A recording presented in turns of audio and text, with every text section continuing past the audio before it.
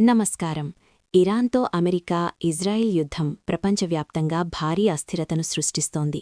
Share market నుంచి ముడి చమురు, బంగారం, వెండి, చివరికి మన రూపాయి విలువ వరకు అన్నీ తీవ్రంగా ప్రభావితమవుతున్నాయి. గత నెల రోజుల్లో మార్కెట్లు పతనమయ్యాయి. ముడి చమురు ధరలు దాదాపు 60% పెరిగాయి. డాలర్తో రూపాయి మారకం విలువ కనిష్ఠ స్థాయికి పడిపోయింది. కొద్ది రోజుల క్రితం వరకు బంగారం, వెండి ధరలు రికార్డు స్థాయికి చేరాయి. యుద్ధం ప్రారంభమైన వెంటనే సురక్షిత పెట్టుబడిగా భావించే బంగారం ధరలు ఫిబ్రవరి 28న అకస్మాత్తుగా పెరిగాయి. కాని ఇప్పుడు పరిస్థితి పూర్తిగా తలకిందులైంది. అమెరికా, ఇజ్రాయెల్, ఇరాన్ సంక్షోభం 4వ వారంలో ప్రవేశించిన తర్వాత బంగారం, వెండి ధరల్లో భారీ పతనం నమోదైంది. ఇది గత 40 ఏళ్లలో ఒక వారంలో అతిపెద్ద పతనం. బంగారం ధర అత్యధిక స్థాయి నుంచి 20% పడిపోయింది. జనవరి 20న బంగారం ధర ఔన్స్కు $5,591 అత్యధిక స్థాయికి చేరింది. రాయిటర్స్ నివేదిక ప్రకారం యుద్ధం ప్రారంభమైన తర్వాత బంగారం ధరలు 15% కంటే ఎక్కువ తగ్గాయి. వెండి ధరలు మరింత ఘోరంగా 32% కంటే ఎక్కువగా పడిపోయాయి. ఇవి చాలా ఆశ్చర్యకరమైన పరిణామాలు. సాధారణంగా యుద్ధాలు, అనిశ్చితి నెలకొన్నప్పుడు బంగారం ధరలు పెరుగుతాయి. కాని ఇప్పుడు దానికి విరుద్ధంగా జరుగుతోంది.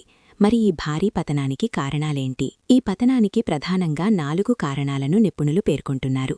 ద్రవ్యోల్బణం భయం. యుద్ధ పరిస్థితుల్లో చమురు, గ్యాస్ ధరలు భారీగా పెరగడం వల్ల ప్రపంచవ్యాప్తంగా ద్రవ్యోల్బణం పెరగొచ్చనే భయం నెలకొంది. అమెరికా ఫెడరల్ రిజర్వ్ నిర్ణయం. ఈ ద్రవ్యోల్బణాన్ని అరికట్టడానికి అమెరికా ఫెడరల్ రిజర్వ్ ఎక్కువ కాలం వడ్డీ రేట్లను అధికంగా ఉంచొచ్చు. వడ్డీ రేట్లు ఎక్కువగా ఉన్నప్పుడు బంగారంపై పెట్టుబడి ఆకర్షణ తగ్గుతుంది. లాభాల స్వీకరణ. బంగారం, వెండి ధరలు గతంలో చాలా ఎక్కువ పెరిగి ఉండడంతో పెట్టుబడిదారులు లాభాలను స్వీకరించడానికి అమ్ముతున్నారు.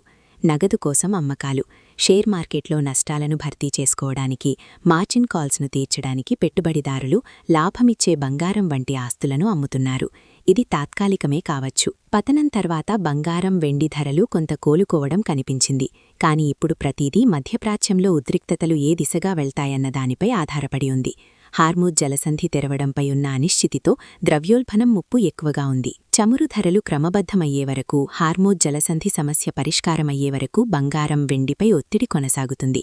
బంగారం ధర పడినప్పుడు చైనా వంటి దేశాలు కొనుగోలు చేస్తాయి. గత శుక్రవారం, సోమవారం కూడా చైనా బంగారం కొనుగోలు చేసింది. ముడి చమురు ధరలు పెరగడం వల్ల వెండి ధర పడిపోయింది. యుద్ధం ముగిసిన తర్వాత మాత్రమే వెండి ధర మళ్లీ పెరగచ్చు. వెండి ధర విషయానికి వస్తే 2025లో 170% పెరిగింది. ఈ ఏడాది జనవరిలో 74% పెరిగింది. కాని మార్చిలో ఇప్పటివరకు 20% తగ్గిందని మనీ కంట్రోల్ నివేదిక తెలిపింది. చివరగా అమెరికా ఫెడరల్ రిజర్వ్ వడ్డీ రేట్లు తగ్గితే బంగారం ధర పెరగచ్చు. కాని వడ్డీ రేట్లు పెరిగితే ఆకర్షణ తగ్గుతుంది. ఈ అనిశ్చితి ఇంకా ఎంతకాలం కొనసాగుతుంది?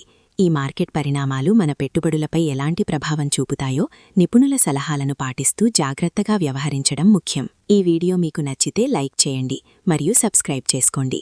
ధన్యవాదాలు.